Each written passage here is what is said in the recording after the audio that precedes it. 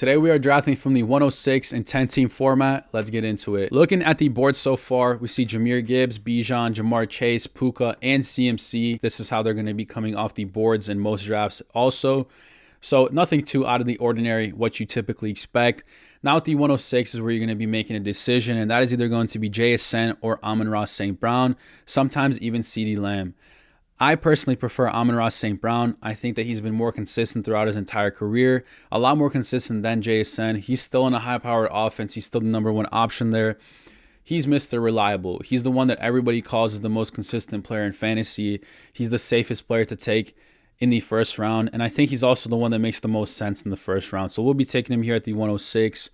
And now looking through who else is available, one of my favorite running backs to come off in the second round is going to be Chase Brown. We'll be taking him here as well in the 205. And now we easily have two super solid players that are going to be productive. I mean, not really much more you can ask for there, if I'm being honest. This is a really nice start in my opinion. Looking through at who is available now, and in the third round, you want to take the best players available. If Nico Collins fell to us, that would have been perfect, but he does not. So we're going to go and take another wide receiver, and I think Rashee Rice is better than Devontae Smith and Chris Olave. Definitely concerns there with kind of just the character and the injury, but overall he should be productive this year. Again, he's really the only option there with Travis Kelce for receiving, so we'll be taking him here at the 306. And now we have two elite wide receivers as well as a super elite running back who has a safe floor and high upside.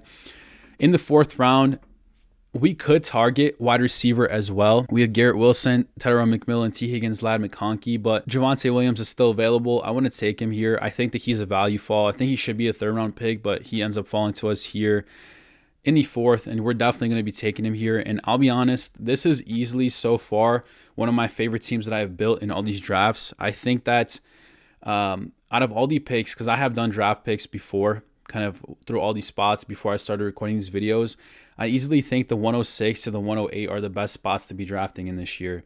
Just giving you kind of that as a heads up, how I feel. But in my opinion, easily the best spots to be drafting for. There's value falls. There is just great players that are available. So enough with the rant there, but definitely really, really solid start here. And we're going to take Jalen Waddle to complete our wide receiver trio. Jalen Waddle is going to be productive. An offense that likes to throw the ball, and he's the number one option there. I think he's a no-brainer in the fifth round. He might be going a bit earlier in your draft, but if he does fall, which he does, I mean, again, all super intriguing names that are coming off the board before him, there's a chance that he falls. So we'll definitely be taking him here in the fifth. Now in the sixth round, I know a lot of people are super kind of intrigued by the quarterbacks that are available. And if any of these kind of four fall to us in the seventh round, definitely take them. But right now we want to still continue to solidify our wide receiver and running back situation. So in the sixth round, there's really two guys that kind of stick out to me depending on your needs for your position. That is Carnell Tate and David Montgomery. I think Carnell Tate has a ton of upside there, a ton of potential. Some people are out on him this year just because he's on the Titans and stuff like that, but I still think volume is going to be something that kind of sustains him, and he's going to be a pretty nice floor wide receiver. So since this is double flex, which I recently changed this to double flex, as most leagues are playing this. We also just implemented this into my league. Carnell Tate is definitely a more intriguing option, but we already have three solid wide receivers and we only have two running backs. And I want to take one of the last kind of productive running backs that is going to be available. And looking through, David Montgomery is probably going to be my favorite running back here. We'll be taking him here in the sixth pick. Again, solidifying three wide receivers and three running backs early on, I think is pretty nice and super important. So we'll definitely be taking him here. And I really like our start so far. Like, honestly, it's really good. So we'll definitely take him here, no brainer. Now we want to take a quarterback. We have Joe Burrow, Jayden Daniels, Jalen Hurts. Joe Burrow deals with a ton of injury. Not a big fan of him. Jalen Hurts has the rushing upside, tush push. New offensive coordinator, should be pretty good. Jayden Daniels is another super, super intriguing option. It's really like choose your poison. All have their ups, all have their downs. I prefer Jayden Daniels above all of them, so I'll be taking JD5 here. Now, looking through at our team needs, at this point, you could really choose what you prefer.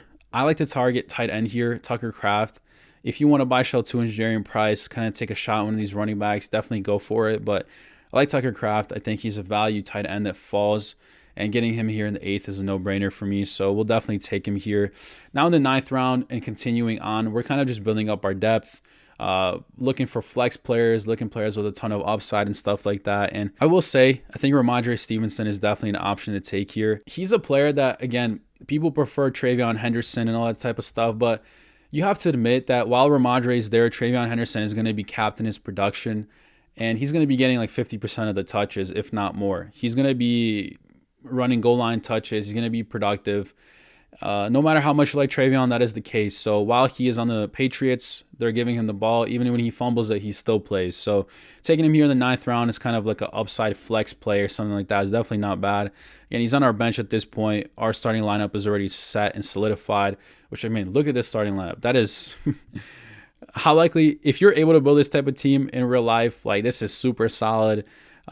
There's definitely a bunch of value fallers, like Rashee Rice could definitely be going earlier, but I mean, it's not crazy to say that this isn't possible. Like, it's definitely not crazy to say. So this is a really, really good team, in my opinion. Now, 10th round, still continuing kind of that, building up our bench, building up our depth. In terms of running back, we definitely could target running back, or we can go for kind of wide receiver. And I like Stephon Diggs. I've taken him in the other spots. I think Stephon Diggs could be pretty productive. We want some more wide receivers for our depth anyway. So we'll definitely take him there in the 10th. Now, in the 11th, looking through, you're going to have the Rams available here. Super, super, super, super nice option for defense. They're going to be super productive. The defense is looking scary. And it's definitely not crazy to take him here. I know that if I don't take them right now, they're going to be gone. They're not going to be available after all these picks right here. I just have never been a candidate of taking defenses early, as well as in my personal home leagues and leagues that I play in, defenses typically don't come off this early. This is just according to ADP, which I know is throughout all the leagues, but they typically don't come off this early. They come off like literally in these rounds much later. But I think the Rams are the best defense this year in the NFL, easily. I prefer them over the Texans, even though I know the Texans are defensive-minded and stuff like that, and they're going to be productive. I think Rams are really, really solid, so they're definitely not a crazy team to take here in the 11th if you want to. I'm not going to do it. I think that I'll get a value in defense a bit later. I still want to build up my bench and stuff like that, so if you want them, definitely take a shot on them, but I'll be passing them up. Even though I know they're super enticing, they're super intriguing, I'll definitely be passing them up. I'm going to probably continue to take wide receivers and running backs, and running back situations looking pretty good. Same thing as wide receiver. For full PPR, double flex, wide receiver is definitely a bit more of a priority. So looking through who's available, I'll take Casey Concepcion here in the 11th round. I think out of everybody on the Browns, he's the highest prospect. He's going to be the best kind of producer there. So he's definitely an upside that's worth kind of taking a shot on. I think he'll be pretty productive. As you can see, LA Rams come off the board here in the 12th. So it is what it is. Not much we can do there. We kind of just have to live with it. Looking through, continuing kind of that bench depth, we'll take Chris Rodriguez here.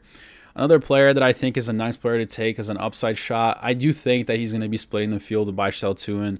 I'm not a Baishal Tuin hater, but I'm just a realist. And from what I've seen and from what I hear, I do think it's going to be a 50-50. Maybe one edges over the other, like 55-45 or something like that. But I think he's going to be pretty productive. So we'll take him here in the 12th round now. Continuing through in the 13th, you guys already know who's coming off the board. It's Brandon Aubrey. If you watched all my other videos, I take Brandon Aubrey early. Always. He's going to be great. He's going to be productive. We'll take the Patriots defense here. Another top 5 defense, in my opinion, in the 14th round. Definitely no-brainer. In most leagues, this is probably where defenses are going to start coming off the board, but obviously here we're fighting against ADP, so it's a bit more difficult.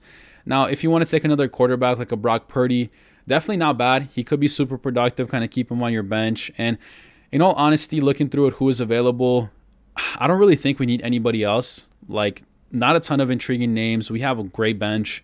So we will take Brock Purdy here for our bench. I think that's another quarterback. We can use him as a trade piece. People will need quarterbacks, especially the teams that draft one and stuff like that. Not bad. And then we're going to go through and we're going to take Chig, our favorite tight end, to be coming off the board. So Chig in the 16th is a no-brainer. Looking at our team, we have Jaden Daniels as our starting quarterback. Again, ton of rushing upside, should be pretty productive. He has 2 great weapons as well in Terry McLaurin and Stephon Diggs. Chase Brown, Javonte Williams as our running backs. Super elite, super nice. Amon-Ra, Rashee Rice. Again, 2 top 10 wide receivers, in my opinion, that are going to be productive, that are going to play. They're going to be really good. Rashee Rice is somebody I ranked lower in my wide receiver video because of the injury and stuff like that, but he looks to be healthy. He should be playing, and we know what he can do. He's going to be productive. Tucker Kraft, top 5 tight end. Jalen Waddle, David Montgomery for our flex. That's a really nice flex. That's what you want. Patriots, top 5 defense. Brandon Aubrey, best kicker in the league. Stephon Diggs, KC is our kind of upside wide receivers, which is really nice. I think they're going to be really good. Ramondre, Chris Rodriguez for our running backs also will be productive. Brock Purdy, just in case Jaden Daniels gets injured or doesn't produce, we can play Brock Purdy or we can trade him. He for sure is definitely a name that can be traded. And then Chig for that tight end upside, just in case Tucker Kraft gets injured or something like that. So this is the type of team you can be building from the 106. I think this is one of the stronger draft spots for sure this year. I hope you guys enjoyed this video, and I will see you guys in the next one.